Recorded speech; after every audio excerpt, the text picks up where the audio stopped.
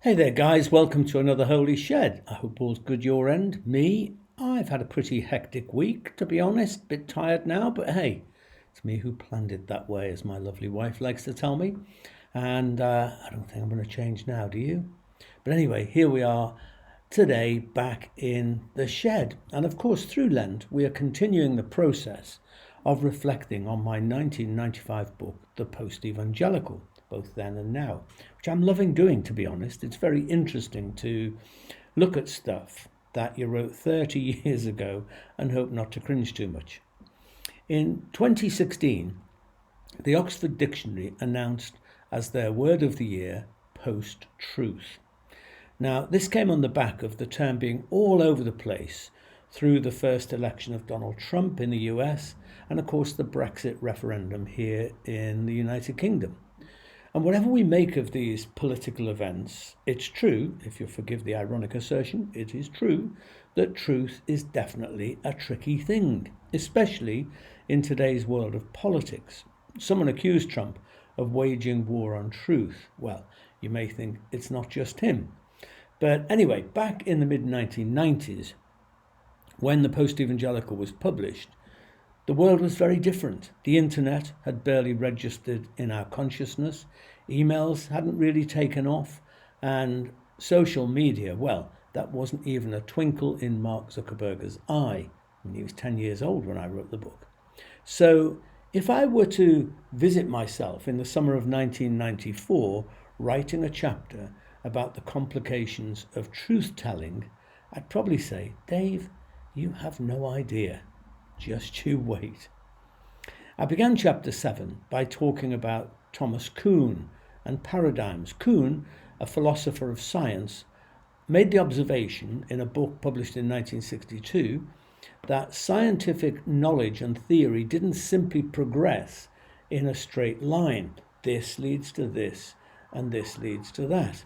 No, instead, he argued that sometimes scientific theory requires an imaginative leap to a whole different way of looking at things, to a different starting point, and then everything ends up being different. But it's not just about science. In any field, including faith, a paradigm is like a framework or a cluster of ideas, beliefs, values, and presuppositions, which of course are taken for granted and form the basis of thought and research that proceeds in that particular field.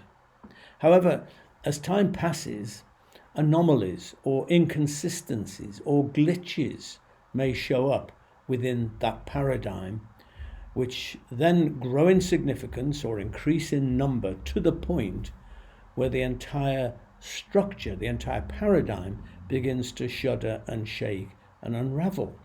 And that's when a paradigm shift can occur, when someone says, hang on a minute, maybe we've got this all wrong. What if?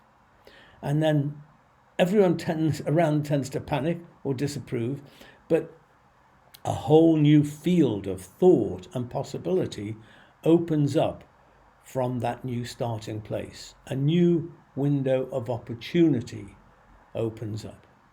It's why we began Holy Joes. It's why I wrote the Post-Evangelical, because a paradigm shift was occurring within me and all around, because many people were sensing that the evangelical faith was no longer adding up, that there were too many glitches, too many anomalies, too many irritating factors that made no sense.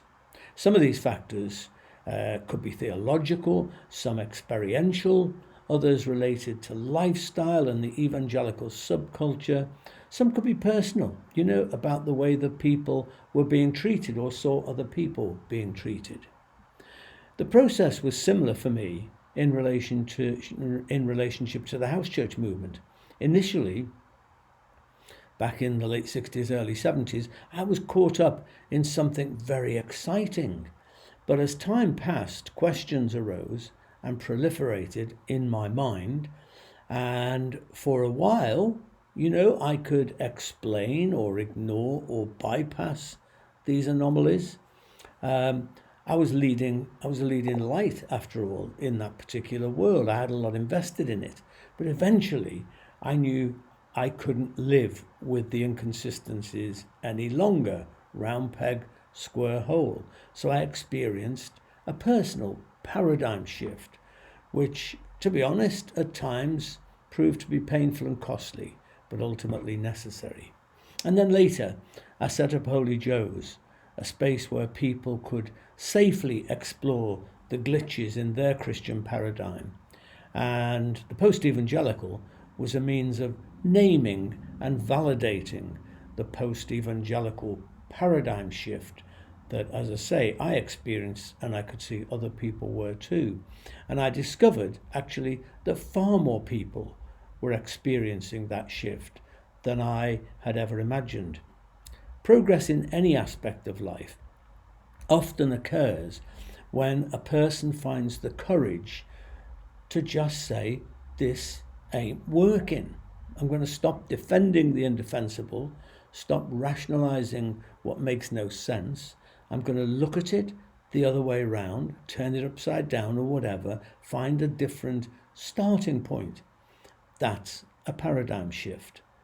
Mostly, the courage to shift paradigms arises from a defiant influx of fresh imagination, a deep what if. And to begin with, you tend to shove that away. It gets put aside. No. We stick to what we know. But eventually that what if begins to become more and more insistent.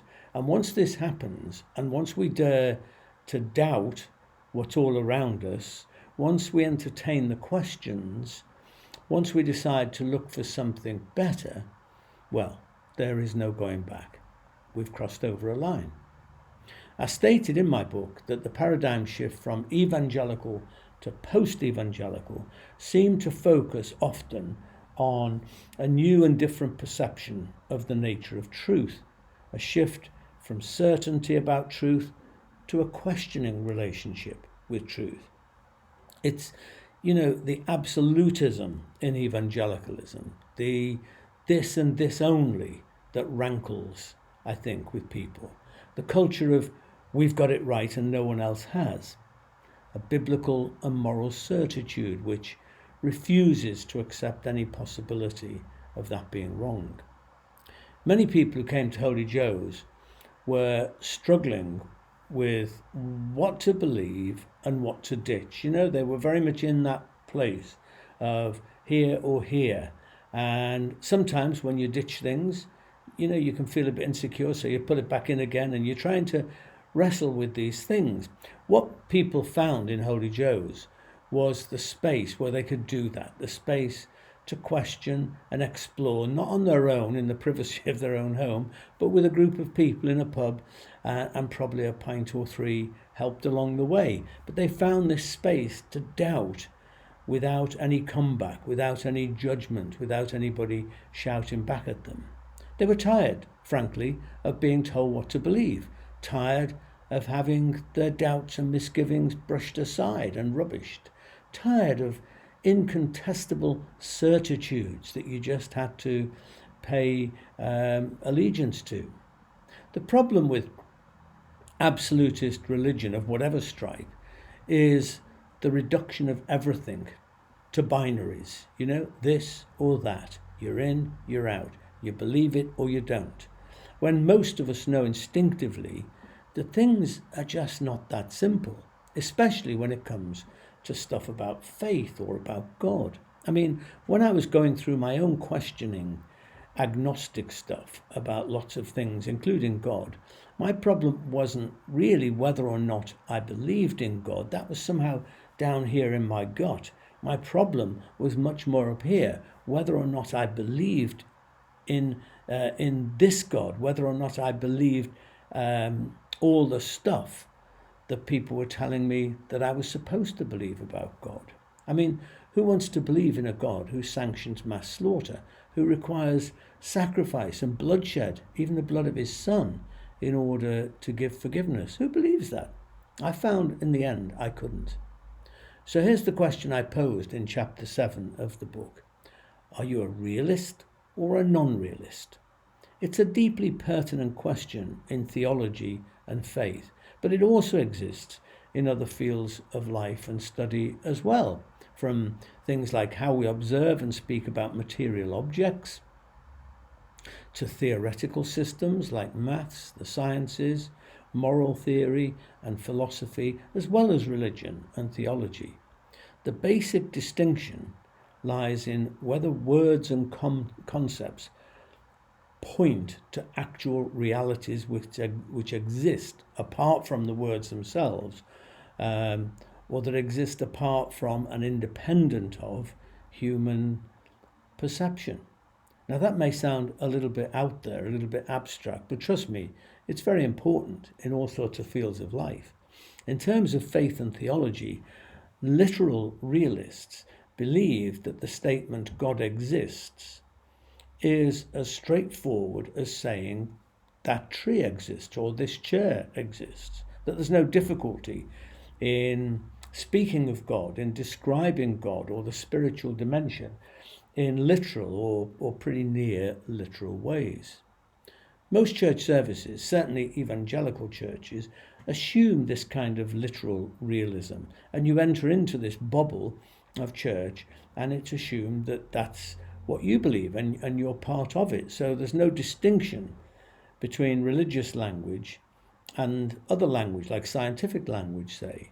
It assumes that we can be as precise and factual, as absolute and literal in speaking about God and all the stuff connected to God as we are about normal everyday things or about scientific facts.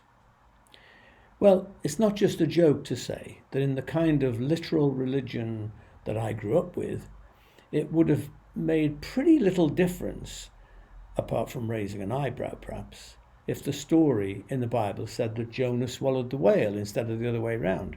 Because the assumption in that bubble, in that paradigm, was that whatever the Bible said was true and not to be questioned, regardless of, what science may be saying or factual improbability or whatever. So if it says that the entire universe was created in 6 days a few thousand years ago, well, it must be true. And there are still plenty of people, Christians, here in this country and around the world who defend that kind of belief, regardless of the fact that we really do now know that the universe is around 13.7 billion years old, and everything, including planet Earth and its inhabitants, has evolved from that beginning along the way. I mean, that's really not something to argue about too much these days, and yet when we enter this paradigm, all of that gets set aside because the Bible can't be wrong. That's the paradigmatic sort of starting point, if you like. In contrast, theological non-realists believe that religious language about God stuff is basically just that, language. It's words and ideas, human words and ideas, that there's no actual reality out there that corresponds to the word God. So God is, therefore, from this perspective, a human projection, an imaginative way to describe or speak about something that maybe we feel the need of, and which has a real, real-time bearing on our lives because we believe it. God is a way to make sense of stuff we don't know how to make sense of. So, lots of questions. The answer is God. So, for example, there's no objective basis for morals, for morality from a non-realist point of view. Morality is a human construct needed in order for society to function well, and therefore, morals and morality is contingent and not in any way absolute. But this straightforward binary between the literal realist and the non-realist notions of God or morality or whatever isn't all that there is on offer, thank goodness. Science and other fields of endeavour, including theology, speak of another option, which is critical realism. So realism, yes, something is there, but critical realism in the sense that we can't just describe it or talk about it like we talk about this table or this laptop in front of me. This maintains that because some things are not observable or touchable does not mean that they're not real. So theologically, we may not be able to literally observe and describe God, but this doesn't mean that the word God is empty, is vacuous, is devoid of reality. For me personally, literal religious realism is untenable and unreasonable and, to be honest, quite daft. And if that were all that were on offer, well, I think I'd be forced to be an atheist. But thankfully, it's not all that's on offer. I am, by choice, by conviction, by faith, a realist. But I'm a critical realist. I cannot believe that any God talk, any doctrinal assertion or description of God is literally true. But I do believe that the word God points to an actual reality, albeit doing so feebly, imperfectly, and definitely non-literally. So what does all this mean? Does it mean that theology and God talk is basically gobbledygook and therefore ultimately pointless, the stuff of crackpots and dreamers? Absolutely not. But it does mean that all our God talk needs to be, and is by its very nature, provisional. It's open, therefore, to rethinking. It's open to revision. It's open to reconfiguration. It's open to reinterpretation. And doctrine and dogma and creed must therefore never become set in stone, absolutized, or beyond, the scope of critique or doubt or question. The thing I dislike so much about the term post-faith, even though, it was made word of the year, is that it suggests almost that we've given up on truth, settled on a political or media-driven world in which truth is little more than the most persuasive voice in the room. Much so-called post-truth in today's world is really just a pack of lies, to be honest. But I do think that truth can be a tricky term, more complicated than it first appears. And that's what I was getting at in the post-evangelical. I believe in truth, it's just not as straightforward as we're sometimes led to believe.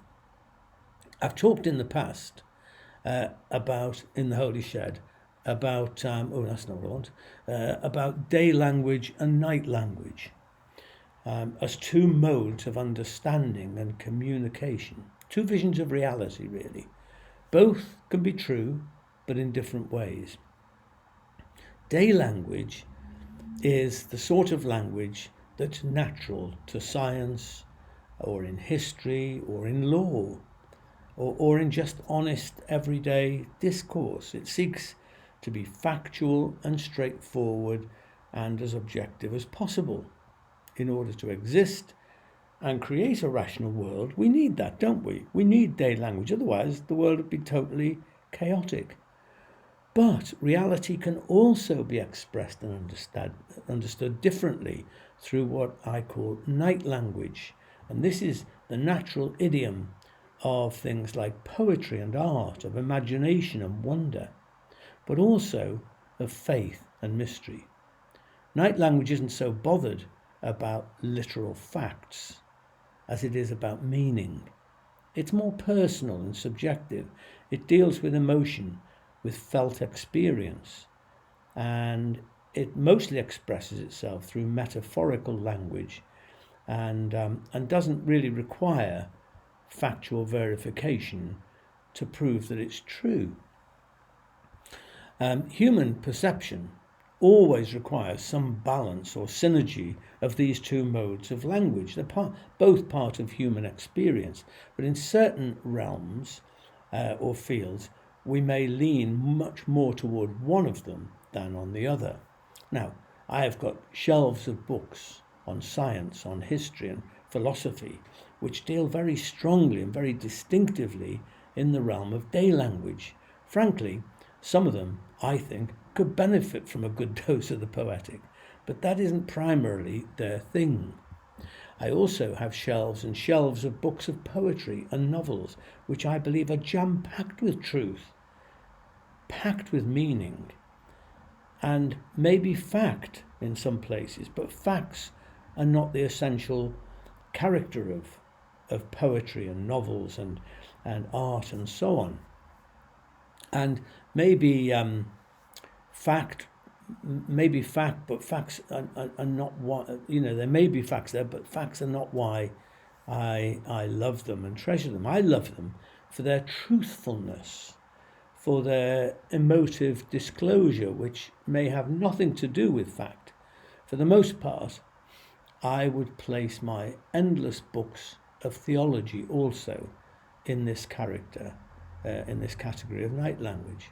Poetry often tells me far more about the world than does the news. It enriches my life and fires my imagination to live with greater goodness and beauty and gratitude than the news ever could give me. Personally, I recommend less news and more poetry, not one or the other. But if you wish to enhance your experience of living, I would say more poetry, less news. My good friend Nicholas Mosley, whose funeral I was privileged to take a few years back, was one of the best writers, a celebrated writer that I've ever known. And he entitled his autobiography, Efforts at Truth. It's a great book, but I wish I'd got the title first. I love that title. I would wish this, in fact, to be the title of my entire life story. I see it as the heading of my whole Christian experience. For me, faith is the adventure of making efforts at truth, striving toward truth. It's a heading which implies immediately our human limitation. It's about efforts. Efforts are what we have, not final accomplishments. It also affirms that there is something called truth, maybe absolute truth, but that this is something to seek after passionately without feeling that we're ever going to actually possess it. If I were to rename the faith journey, I could do no better than plagiarize my friend Nicholas's title. To me, the faith journey is an effort at truth, which grips me at the depth of my being. And so I urge you, dear friends, never to abandon your efforts at truth on whatever level in the world, and never to settle for anyone's post-truth, fake truth, or the distorted truth of literalist religion. God is so much more, life is so much more than dogma and certitude. So here is our prayer, which is about a God I can believe in. I don't believe in a man in the sky, big brother, listening in on every conversation, looking down on our follies, keeping count of gaffes, faults and stupidities. No, I don't believe in religious elitism. It's our way or be damned. I don't believe in biblical put-downs or final claims to truth. I don't believe in proofs of God's existence, mind games claiming certitude in the face of unfathomable mystery. I believe in provisionality, efforts at truth, shuffling metaphors and symbols that make no claim to certitude but disclose windows for imagination and possibility. I believe in genuflecting when passing majestic trees or witnessing a sunset over the ponds and the roosting ducks on Clapham Common. I believe that every time we breathe fresh air, we inhale the Spirit, that every plot of earth is sacred, every broken heart is held, that each and every hope is a smile on the face of God. I believe in kindness towards strangers, offering a sign of peace to enemies, sharing bread and wine with those whose vision of the world leaves me baffled. I believe in a God who plays with puppies, sings in the darkness with nightingales, lies on sick beds with the weak and suffering, weeps with every grieving heart. I believe in this God, not a bloke in the sky, this God. Amen. Well, if you've got a drink, I invite you to join me in a toast to that. A toast to efforts of truth, to shuffling metaphors and symbols.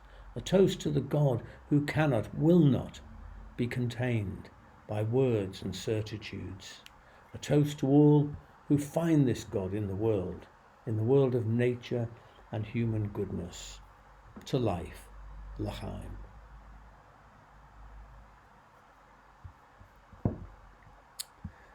Well, there it is. That's it for today, guys. Thanks so much for being with me. If you like what I'm doing here in the shed, you can support us. You can just buy us a coffee or two. You just have to follow the link on the screen here and you'll find it on the internet too. And we're deeply grateful to all of you who support us through coffee and in other ways too. It's much appreciated. Just one notice, which is that this week I will be leading a soul space hosted by St. Athelbergers. It's on Wednesday this week at 12:30, so around lunchtime. And you'll love it. It's a great opportunity to just open up to a lot of beautiful, inspiring things in music and images and people's stories and so on. So I'll be posting a link up for that, and it'd be great to have you join us. And there it is. Yeah. Have a great week. Be kind to yourself. Be kind to the world round about you. Stay human. And I'll see you really soon.